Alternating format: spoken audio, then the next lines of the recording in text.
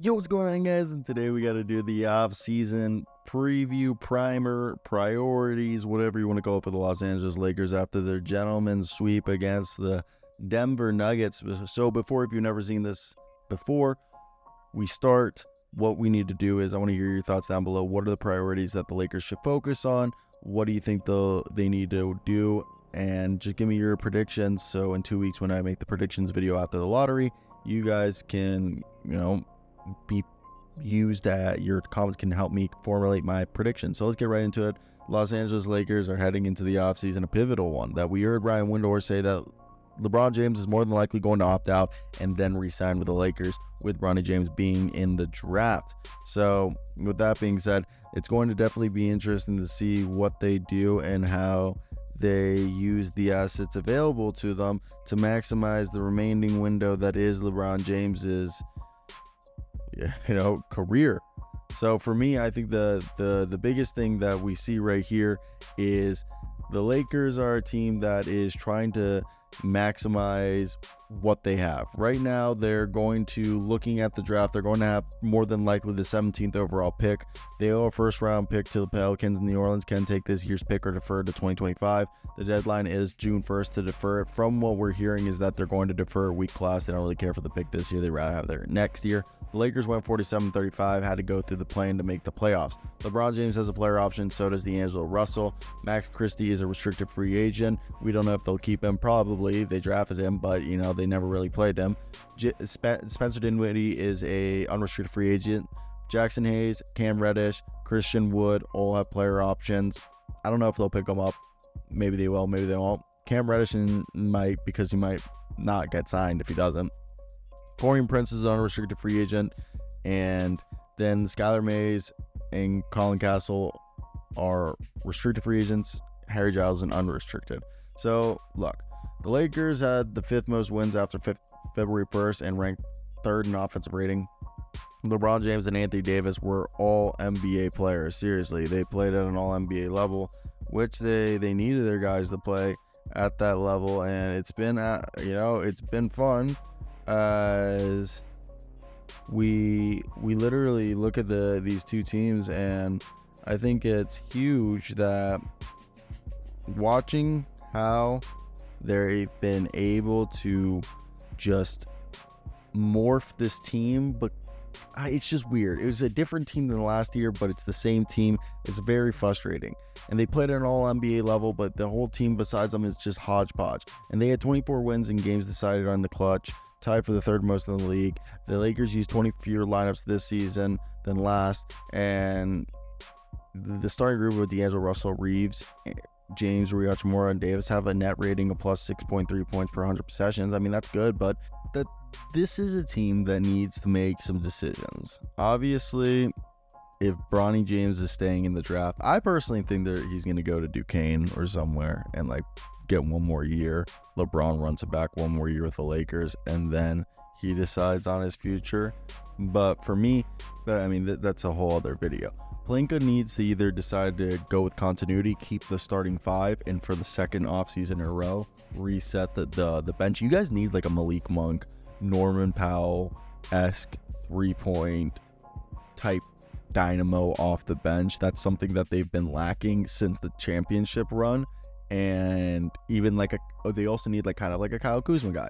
Look, the Lakers have 12 players under contract, which includes Russell, James, Wood, Hayes, Reddish, all of whom have player options for 24-25, and they have a 1st round pick if that seemingly they're probably going to be keeping it, which I think if they do keep it, they need to get a guy like Kevin McCullough, or if they want to score that's being in that back half of the lottery. I don't know if they're going to get a score. They can get 3-point shooting, but I think guys who are going to be available at 17 are going to be Kevin McCullough, Ryan Dunn, Johnny Furphy, Zach Edey, maybe Dalton Connect. Maybe. I don't think he's going to. I mean, if he's there, sure.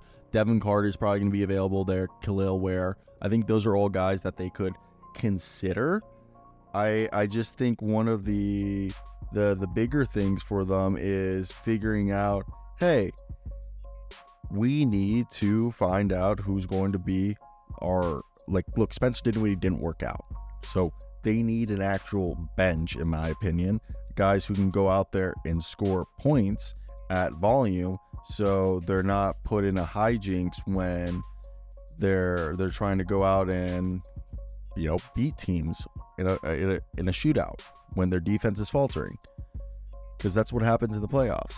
Two things that need to be considered is Darvin Ham seemingly is going to probably be fired and they're going to move on. They're either going to go ahead and get a coach, I think either like a Mike Budenholzer, like a reputable name recent championship winning coach who's really strong on the X and O side, or they're going to go for an up and coming coach who's strong on the X and O's and probably has a connection with LeBron James and Rob Pelinka.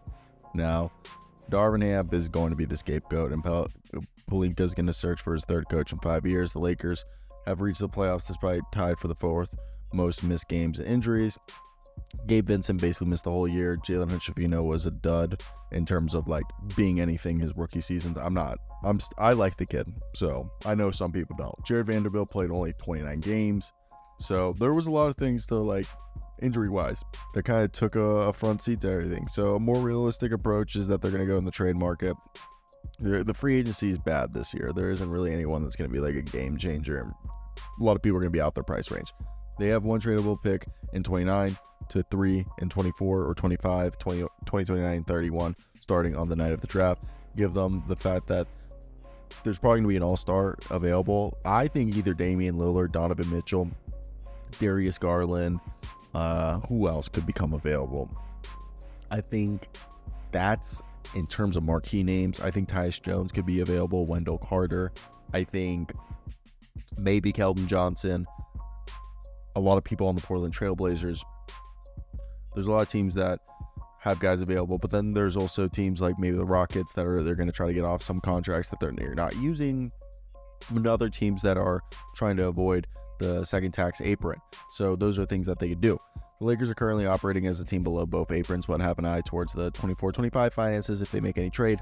Currently, they're allowed to take back more money in a trade, aggregate contracts to trade for a single player, making a high salary, and send in cash. Also, there is a chance that they draft Bronny James.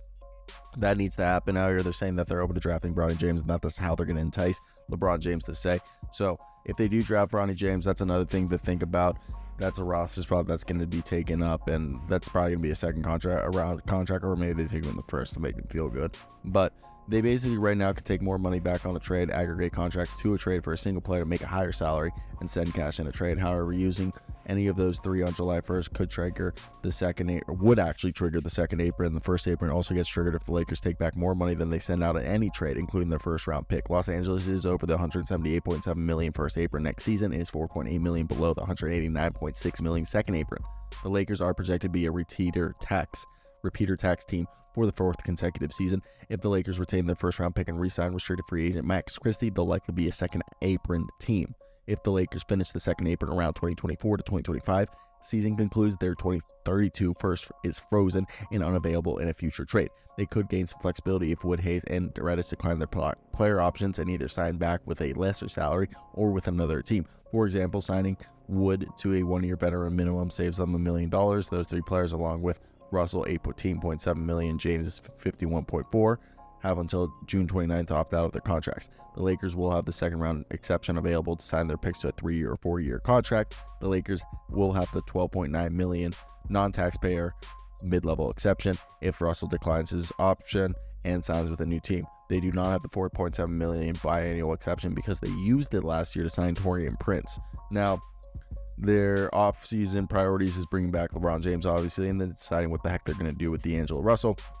James has made it clear on multiple occasions that his player career is coming to an end. Rich Paul said the other year he has 2 or 3, maybe years left at the tank. If he opts out, he's probably going to sign a 3-year, $162 million through 26 to 27. The contract will be the largest in his career. James will be allowed to negotiate a no-trade clause. A 3-year max salary for a 39-year player would be deemed as a toxic contract, but James played his most games since 2017 to 18 and defied father time. Shot a career high 41% from 3-point, is earning All-NBA for the 20th consecutive season.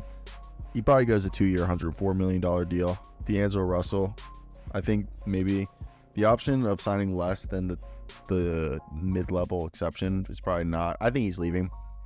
I think he's leaving, and right now I think when you look at that, they could use Gabe Vincent, last year's first-round pick, Jalen Hood-Schifino, to trade for somebody, and they're getting the pick that the Pelicans are deferring for them. Lakers were in games 15-3 in games that Russell scored 25 points or more, but it struggles. Guys that they could extend, obviously James looks like, look, the team needs front court depth. They've not had a backup center since Dwight Howard left and JaVale McGee. So go out there, go get like Goga Bits today, Mason Plumlee. Every team should try to get one of those guys. And go get more shooting. There's going to be a bunch of shooters out there. Go get shooting. And try to get like an actual point guard. And I know Tyus Jones might be out of the realm, but somebody's going to be out there. So those are the things. Let me know what you guys think. Like, comment, and subscribe. I love y'all. Peace out.